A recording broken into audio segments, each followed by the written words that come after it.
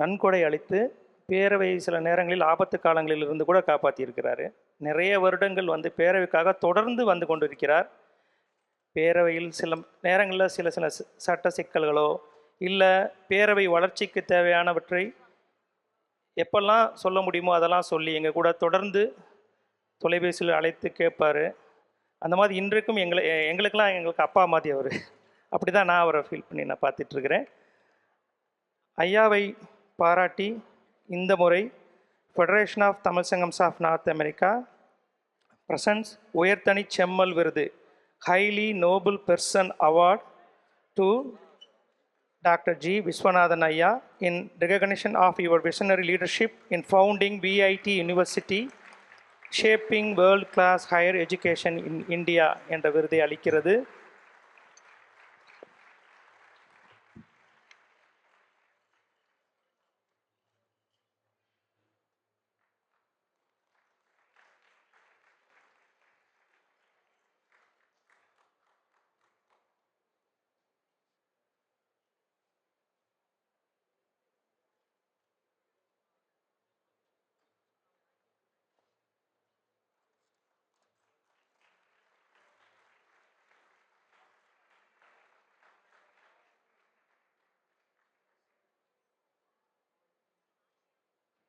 இந்த விருதை வட அமெரிக்க தமிழ்ச்சங்க பேரவை அளிப்பதில் பெருமை கொள்கிறது.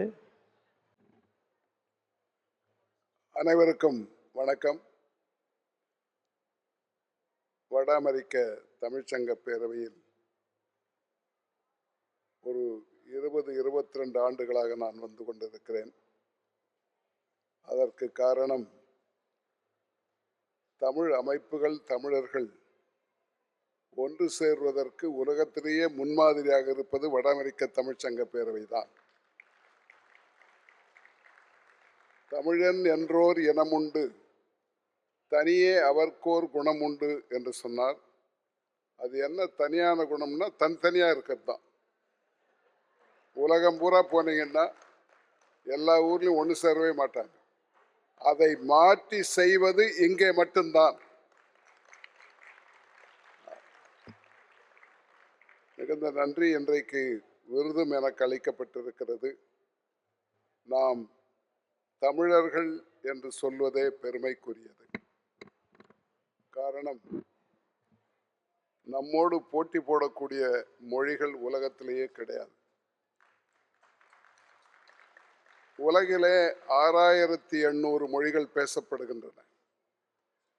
அதிலே தொன்மையான மொழிகள் என்று சொல்லக்கூடியவை ஒரு 7-8 மொழிகள் தான். ஐரோப்பாவிலே கிரேக்கமும் லத்தீனமும், மேற்கு ஆசியாவிலே பர்ஷியனும் ஹீப்ருவும், இந்தியாவிலே தமிழும் சமஸ்கிருதமும், கிழக்கு ஆசியாவிலே சீனமும் தான் அந்த மொழிகள். எல்லாம் 2000-3000 ஆண்டுகளுக்கு முற்பட்டவை. இவைகளிலே சில மொழிகள் பேச்சு வழக்கிலேயே இல்லாமல் போய்விட்டன, லத்தீன் சமஸ்கிருதம் மாதிரி. சில மொழிகள் எல்லாம் எழுத்தும் பேச்சும் மாறிவிட்டன. மாறாமல் இருக்கின்ற ஒரே மொழி நம்முடைய தமிழ் மொழிதான். அதனால்தான் மனோன்மணியம் சுந்தரனார் அவர்கள் கன்னடமும் கலிதலுங்கும் கவின்மலையாளமும் துளுவும் உன்னுதத்து உதித்தெழுந்தே ஒன்று பல வாயிடினும் ஆரியம்போர் உலக வழக்கு அழிந்தொழிந்து சிதையாவுன் சீரிழமை திறமையந்து செயல்மறந்து வாழ்த்துதுமே என்று பாடினார்கள். அப்படிப்பட்ட தமிழுக்கு நாம் சொந்தக்காரர்கள். சில காரியங்களை நாம் செய்தாக வேண்டும். தமிழ் இயக்கம் என்ற ஒன்றை தொடங்கி நடத்தி வருகின்றோம். அதிலே நாம் சொல்வது, நாம் தமிழன் என்ற அடையாளத்தை கொடுப்பதே பெயர்தான். அதை நான் வலியுறுத்த விரும்புகிறேன். இங்கேதான் 2019ஆம் ஆண்டு சிகாகோவிலே நம்முடைய வட அமெரிக்க தமிழ்ச்சங்க பேரவை மாநாட்டிலே தான் அந்த புத்தகத்தை வெளியிட்டோம். 60,000 தமிழ் பெயர்கள் அதில் இருக்கின்றன. குழந்தைக்கு பெயரிடும் போது எந்த எழுத்திலே வேண்டுமானாலும் தமிழ் பெயர் அதில் கிடைக்கும். இன்றைக்கு காலையில் கூட நான் பார்த்தேன், குழந்தைகள் பெயரை எல்லாம் படித்தார்கள் மாணவ மாணவிகள். ஒரு 5% கூட தமிழ் பெயர் இல்லை. அதை மாற்றி இங்கே வாழ்கின்ற தமிழர்கள், அமெரிக்க தமிழர்கள் உலகுக்கே ஒரு முன்மாதிரியாக, தமிழ்நாட்டுக்கே முன்மாதிரியாக இருக்க வேண்டும் என்று கேட்டுக்கொள்கின்றேன். அதற்கான முயற்சியை நாங்கள் எடுத்திருக்கின்றோம். அதை வெற்றி பெற வைக்கின்ற முதல் இடமாக அமெரிக்கா இருக்க வேண்டும் என்பது என்னுடைய ஆசை. நான் சொன்ன மாதிரி நாம் சாதாரண மொழி அல்ல, 3000 ஆண்டுகளுக்கு முன்னாலேயே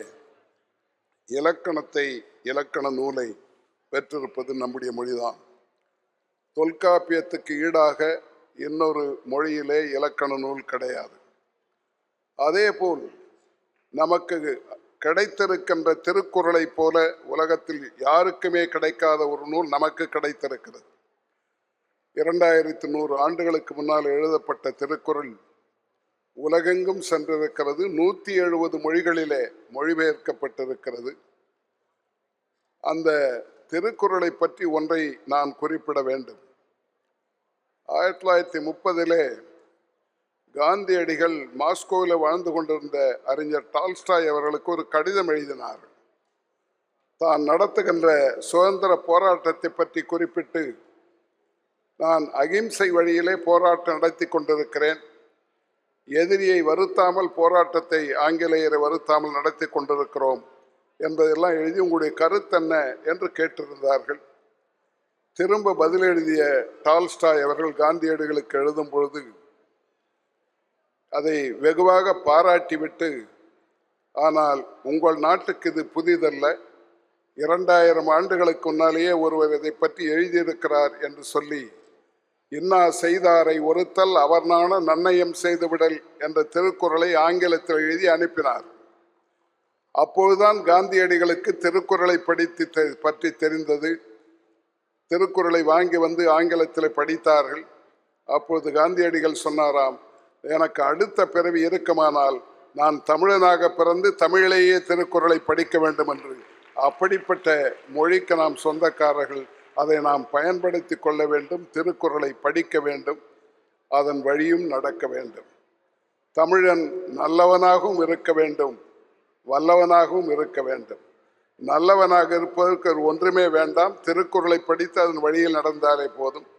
வல்லவனாக இருப்பதற்கு கல்வி வேண்டும், உயர்கல்வி வேண்டும், உழைப்பு வேண்டும், நேர்மை வேண்டும். நம்முடைய நாட்டிலே உயர்கல்வியிலே நாம் பின்தங்கி இருக்கின்றோம். இந்திய நாடு பின்தங்கி இருக்கின்ற நாடு. ஆங்கிலத்தில் GER என்று சொல்லுவார்கள், கிராஸ் என்ரோல்மெண்ட் ரேஷியோ என்று. அது 28% தான் இந்தியாவில். வளர்ந்த நாடுகள் எல்லாம் 60லிருந்து 100% வரை இருக்கிறது. நம்மோடு ஒரு 30-40 ஆண்டு காலம் வரை இருந்த சீன நாடு இப்பொழுது 60 விழுக்காட்டை சதவீதத்தை தாண்டி விட்டது. நாம் 28லேயே இருக்கின்றோம். இது மாற்றப்பட வேண்டும். இதற்கு மத்திய அரசும் மாநில அரசுகளும் கல்விக்கு செலவிடுவதை கொஞ்சம் உயர்த்த வேண்டும். அது நடைபெறவே இல்லை. இந்த ஆண்டு கூட 50 லட்சம் கோடி ரூபாய் பட்ஜெட் வரவு செலவு திட்டத்திலே மத்திய அரசு 2.5% தான் கல்விக்கு ஒதுக்கி இருக்கிறார்கள்.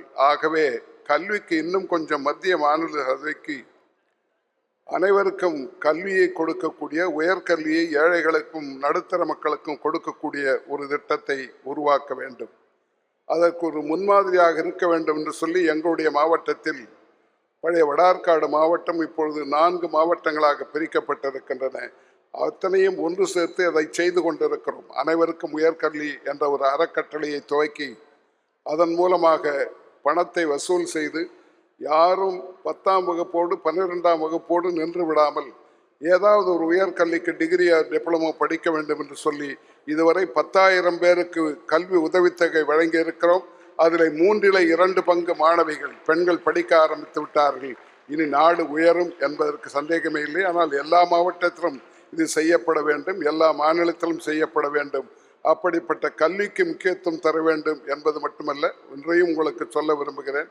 இதற்கு பணம் எங்கே இருந்து வருகிறது என்று சொன்னால், ஆரம்பத்திலே ஒரு 60%, 50-60% எங்களுடைய பேராசிரியர்களும் பணியாற்றுகின்ற பேராசிரியர்களும் அலுவலர்களும் தங்களுடைய ஒரு நாள் ஊதியத்தை கொடுக்கிறார். வருஷத்தில் 365 நாளில் 364 நாள் அவர்கள் எடுத்துக்கொண்டு ஒரு நாள் ஊதியத்தை கொடுக்கிறார்கள், அதுவே 1 கோடி ரூபாய் வருகிறது, மிச்சம் வெளியே வசூல் செய்து கொடுக்கிறோம். அதை போல நான் உங்களை விரும்பி கேட்டுக்கொள்வேன், உங்களால் ஏதாவது ஒரு நன்மை செய்ய முடியும் என்று சொன்னால் கல்வியை கொடுங்கள். அதனால்தான் அன்றைக்கே பாரதியார் சொல்லிவிட்டு போனார், அன்ன சத்திரம் 1000 வைத்தல், ஆலயம் 10,000 நாட்டல், அங்கு யாவினும் புண்ணியம் கோடி, ஆங்கோர் ஏழைக்கு எழுத்தறிவித்தல் என்று. அதை செய்வோம், தமிழர்கள் முன்னேறுவார்கள், தமிழகம் மேலே போகும் என்று சொல்லி முடிக்கின்றேன். நன்றி, வணக்கம்.